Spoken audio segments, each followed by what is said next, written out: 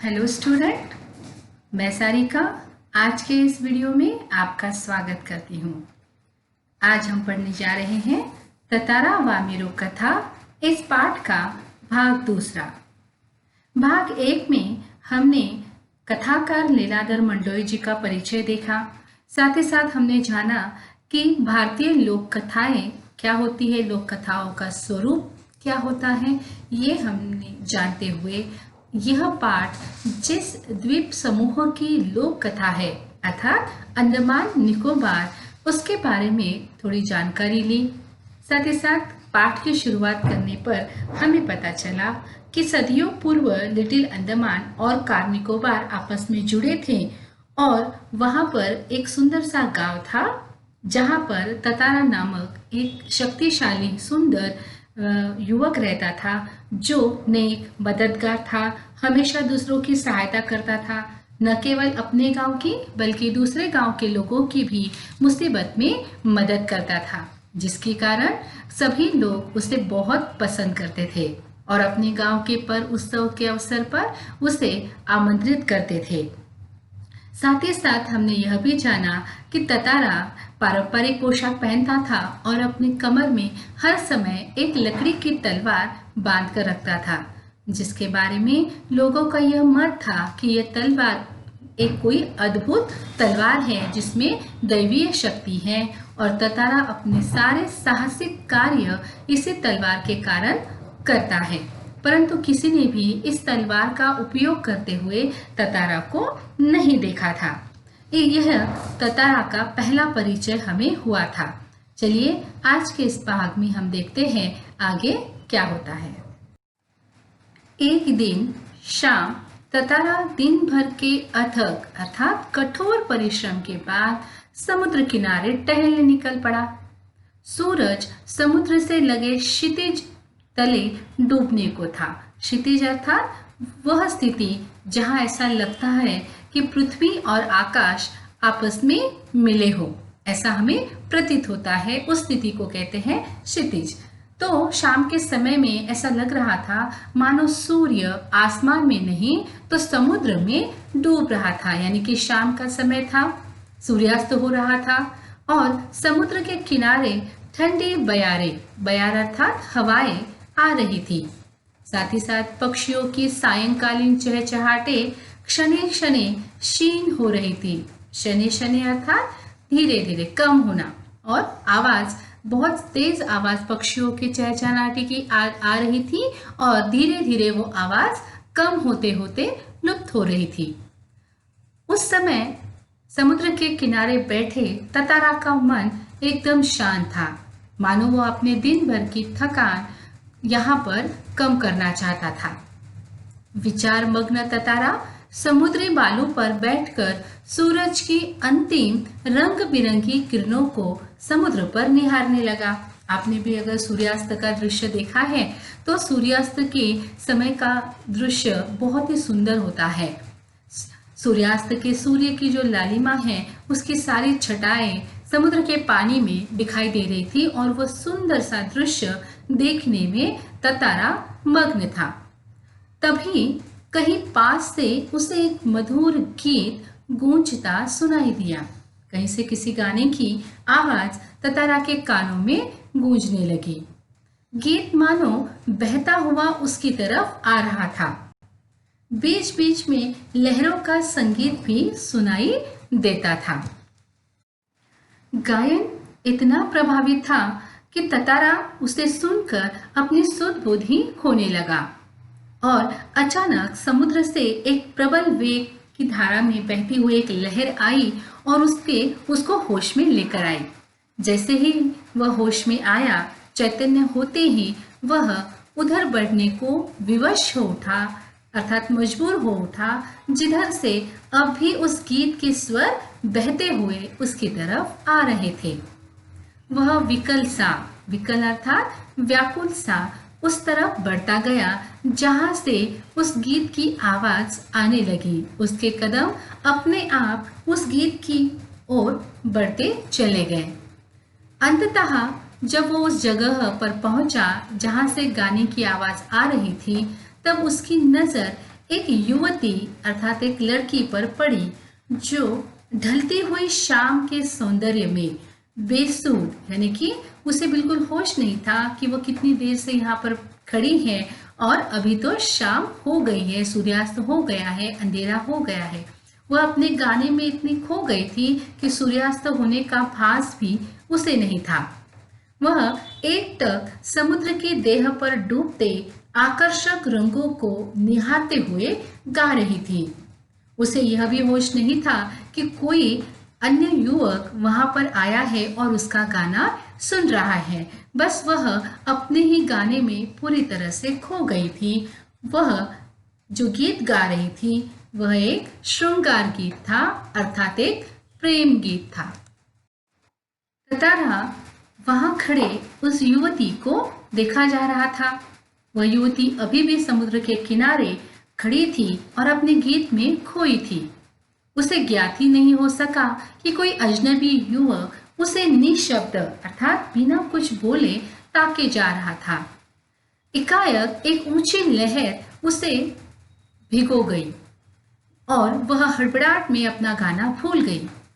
इसके पहले कि वह सामान्य हो पाती, अपने आप को संभाल पाती, उसके कानों में किसी आवाज, एक आकर्षक आवाज के शब्द गूंज उठे।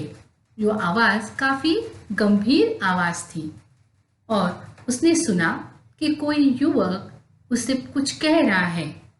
वो कह रहा था, तुमने एकाएक इतना मधुर गाना अधूरा क्यों छोड़ दिया?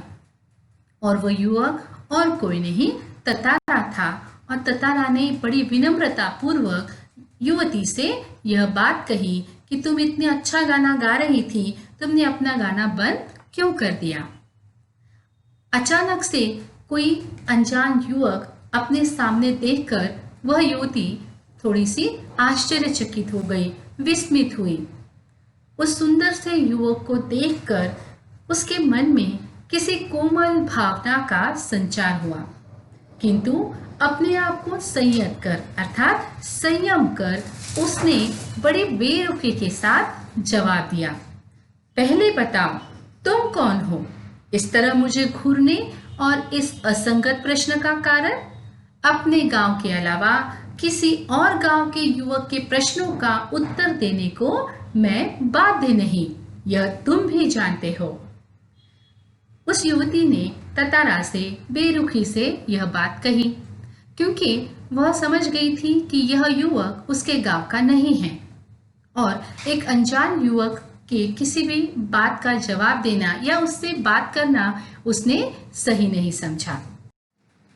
ततारा मानो सुध-बुध खोए हुए था, अपने होश अभी भी वह खोए हुए था।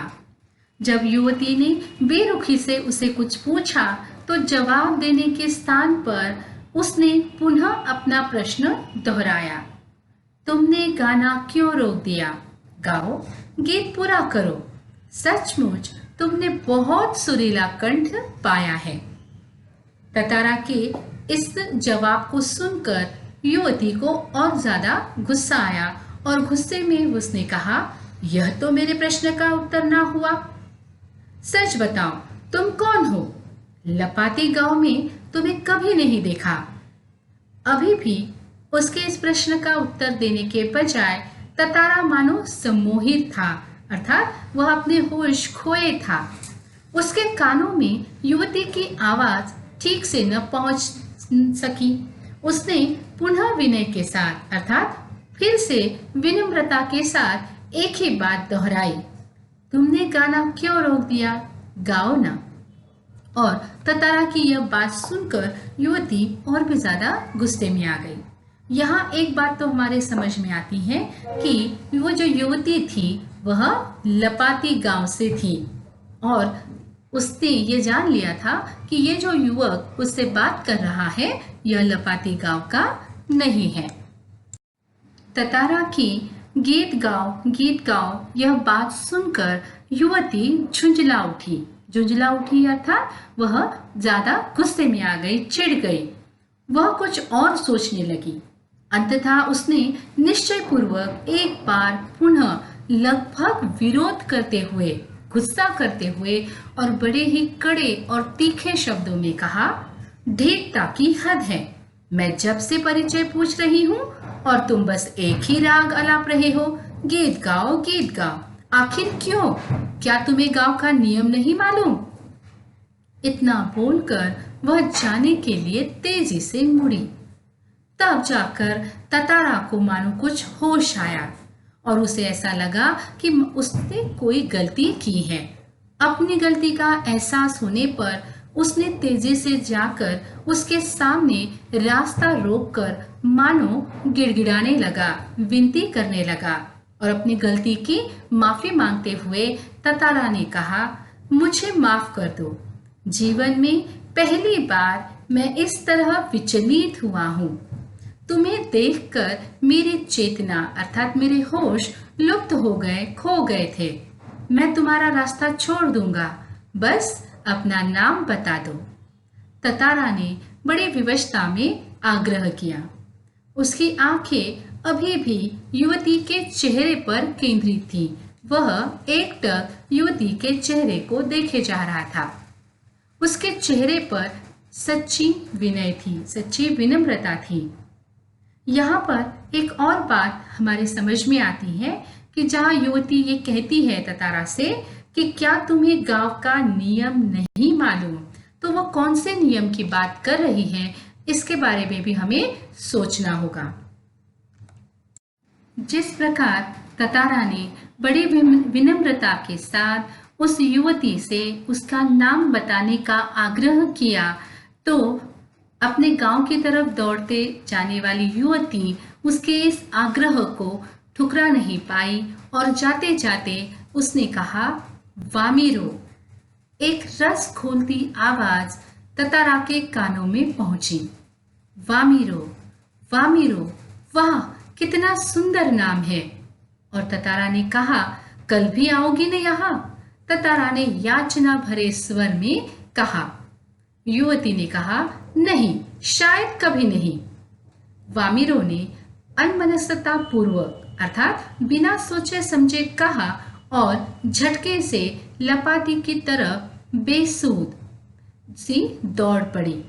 पीछे ततारा के वाक्य गूंज रहे थे। वामीरो, मेरा नाम ततारा है। कल मैं इसी चट्टान पर प्रतीक्षा करूंगा, तुम्हारी बाट जोहूंगा। बाट जोहूंगा अर्थात तुम्हारा इंतजार करूंगा, रास्ता देखूंगा, जरूर आना। वामीरो रुकी नहीं, भागती ही गई। ततारा उसे जाते हुए निहारता रहा जब तक वह आंखों से ओझल नहीं होती है। वामीरो घर पहुंच गई, परंतु घर पहुंचकर भीतर ही भीतर कुछ बेचैनी महसूस करने लगी। उसके भीतर ततारा से मुक्त होने की एक छोटी झटपटाहट थी। एक जल्लाहट से में उसने दरवाजा बंद किया और मन को किसी और दिशा में ले जाने का प्रयास किया, क्योंकि बार बार ततारा का याचना भरा चेहरा उसकी आंखों में तैर जाता था। इसके पूर्व उसने ततारा के बारे में कई कहानियां सुन रखी थी, परंतु कभी ततारा का उसने प्रत्यक्ष रूप में नहीं देखा था। और जिसके बारे में उसने कहानियां सुनी थी वह कैसा दिखता होगा, वो कैसा होगा, उसकी कल्पना उसने की थी और उसकी कल्पना के अनुसार वह एक अद्भुत साहसी युवक था।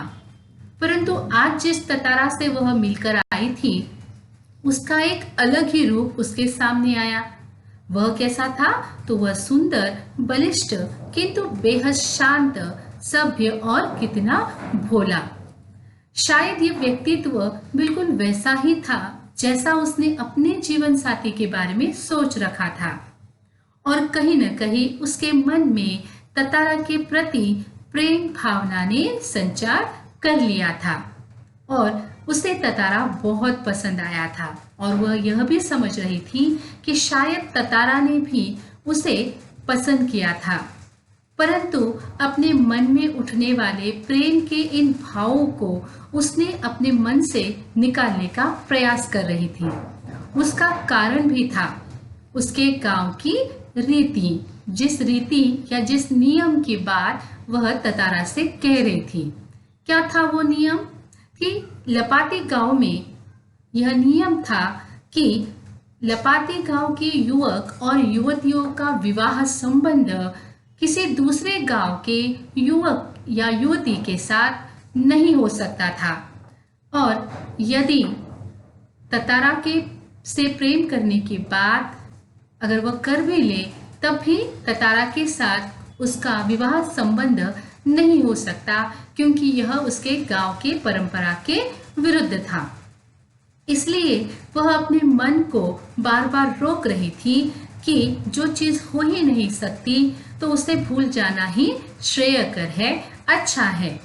और वह अपने मन को समझा रही थी कि मुझे ततारा को भूलना होगा, किंतु एक मन ऐसा कह रहा था कि यह सब असंभव है, और बार बार ततारा का चेहरा उसके आंखों के सामने आ रहा था, जो निर्निमेष अर्थात एकटक याचक की तरह प्रतीक्षा में डूबा हो। उसे ऐसा लग रहा था मानो वही उसी जगह ततारा उसकी प्रतीक्षा कर रहा है। उस रात ना तो ततारा और ना वामिरो अच्छे से सो पाए। दोनों यही सोच रहे थे। इधर ततारा सोच रहा था, आहा कितनी सुंदर है वामिरो, कितना मधुर गाती है, हाय कब शाम होगी, कब मैं उससे मिलने जाऊंगा। और वामिरो सोच रही थी कितना सुंदर और शक्तिशाली है ततारा, पर गांव का नियम है कि दूसरे गांव के युवक के साथ शादी नहीं कर सकते, तो अच्छी बात यही है कि मैं उसे भूल ही जाऊं। प्रश्न चर्चा। आज के पठित पाठ्यांश पर आधारित प्रश्न। प्रश्न 1, ततारा खूब परिश्रम करने के बाद कहाँ गया? वहां के प्राकृतिक सौंदर्य का वर्णन अपने शब्दों में कीजिए। प्रश्न 2, वामिरो अपना गाना क्यों भूल गई? प्रश्न 3, वामिरो ने ततारा को बेरुखी से क्या जवाब दिया? प्रश्न 4, ततारा और वामिरो के गांव की क्या रीति थी अर्थात क्या परंपरा थी? प्रश्न 6, दिए गए मुहावरों का वाक्य में प्रयोग कीजिए। नंबर 1, सुध बुध खो जाना, और दूसरा है पाठ जोहना। प्रश्न 7, आपके द्वारा देखे किसी प्राकृतिक जगह का स्थान का वर्णन अपने शब्दों में लिखिए। आशा करती हूँ आप इन्हीं सभी प्रश्नों के उत्तर अच्छी तरीके से लिख पाएंगे। आज के वीडियो में बस इतना ही। अगले पाठ्यांश को हम अगले भाग में देखेंगे। तब तक के लिए धन्यवाद।